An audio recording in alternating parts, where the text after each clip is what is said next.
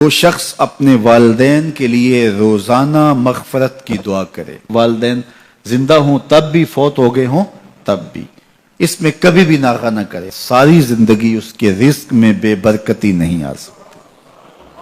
ساری زندگی تجربہ کر کے دیکھ لیں، روزانہ ان کے لیے مغفرت کی اہتمام کے ساتھ دعا کیجئے، ساری زندگی ان کے رزق میں بے برکتی نہیں آئے گی، اللہ برکتوں کا نزول فرمائے گا۔ تو خوش نصیب وہ ہیں جو اپنے ماں باپ کی عزت کرتے ہیں، ان کے سامنے اپنے بازو سکیڑ کے رکھتے ہیں اور ان کے معاملات میں، ان کے طرز زندگی میں، ان کے انداز معاشرت میں خوش رہتے ہیں اور انہیں راحت، آسانی اور ان کے لیے محبتیں بچھاتے ہیں، تو اللہ تعالیٰ ان کے لیے آسانیاں پیدا کرتا ہے، رحمتیں پیدا کرتا ہے۔ والدین کے حوالے سے ضرور آپ اور میں دیکھیں کہ ہم سے کوئی کوتاہی سرزد تو نہیں ہو رہی، اور اگر والدین فوت ہو گئے ہیں، انتقال کر گئے ہیں، تو آپ کہیں کہ یہ باتیں ہم نے پہلے سنی ہوتی تو بڑا فائدہ ہوتا، اب تو والدین اس دنیا سے جا چکے ہیں، تو اب ہم ان کی خدمت کیسے کر سکتے ہیں؟ ان کے لیے دعا کریں، ان کی روح بھی آپ سے راضی ہو جائے۔ ان کے لیے جمعۃ المبارک کے دن سورہ یاسین پڑھے جا کے ان کی قبر پہ، تو ان کی بھی مغفرت ہو جائے گی، آپ کی بھی مغفرت ہو جائے گی۔ یہ والدین کے ساتھ اس نے سلوک کا نتیجہ ہے۔ والدین کی رضا جوئی ہمیشہ ملحوظ رکھو، یہ تمہارے لیے دین ہے۔ نوافل پڑھے جا رہے ہیں لیکن ماں باپ کو ضرورت ہے تو ان کی خدمت نہیں کر رہے، اللہ کو وہ نوافل قبول نہیں ہے۔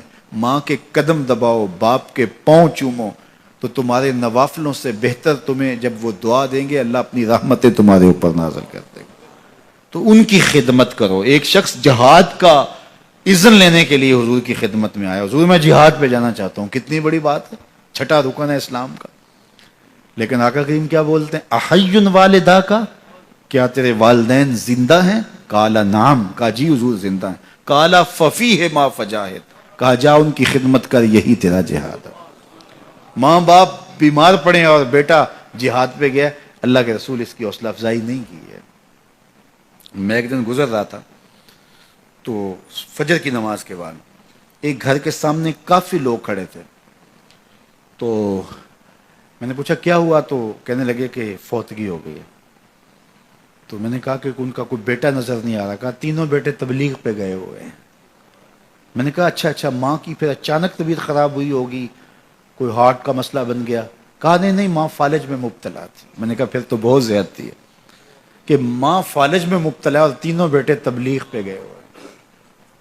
ماں کو ضرورت ہے اور بیٹا جا کے پیر کے دربار پہ بیٹھا ہے، غوث اعظم بھی ہیں تو فیض نہیں ملے گا۔ پہلا مرشد ماں ہے۔ میں بارسلونا کے ایئرپورٹ پہ تھا، تو وہاں کوئی اپنا ہم زبان مل جائے بیرونی دنیا میں تو بڑا اچھا لگتا ہے، تو مجھے لگا کہ ساتھ والے بینچ پہ کوئی ماں بولی بول رہا ہے، تو میں لڑک گیا، تو وہ انڈین پنجاب کے لوگ تھے، تو کہا کہ یہ ہمارا دوست ہے، اس کو ہم الوداع کرنے آئے۔ تو میں نے پوچھا کتنے عرصے بعد جا رہے ہو؟ تو وہ کہنے لگا 27 سال 3 ماہ بعد۔ تو مجھے دلچسپی پیدا ہوئی، تو میں نے کہا کہ اتنا عرصہ؟ کہا کہ بس وہ آیا تھا اور ایسا الجھا، کاغذات کا مسئلہ بن گیا، تو اب اللہ نے بہتری کی ہے تو اب جا رہا ہوں۔ جب آیا تھا ان فوان شباب تھا اور اب تو بڑھاپا اتر رہا ہے، اور بڑے حسرت بڑے انداز میں کہنے لگا پتہ نہیں میرے گھر والے اب مجھے پہچانتے بھی ہیں یا کہ نہیں، 27 سال 3 ماہ بعد جا رہا ہوں، پتہ نہیں میرے گھر والے اب مجھے پہچانتے بھی ہیں یا نہیں۔ میں نے کہا اور کوئی پہچانے یا نہ پہچانے، ماں قدموں کی آہٹ سے پہچان لے گی، یہ میرے پتر کے پیروں کی آواز لگتی ہے۔ تو والدین کی خدمت کریں گے تو سرخرو ہوں گے، ماں باپ کی بے ادبی کریں گے تو کبھی بھی آپ سرخرو نہیں ہوں گے۔ تو والدین کی رضا کو اللہ کی رضا سمجھو، رضا اللہ فی رضا الوالد و سخط اللہ فی سخط الوالد۔ والدین کی رضا میں اللہ کی رضا چھپی ہے اور والدین کی ناراضگی میں اللہ کی ناراضگی چھپی ہے۔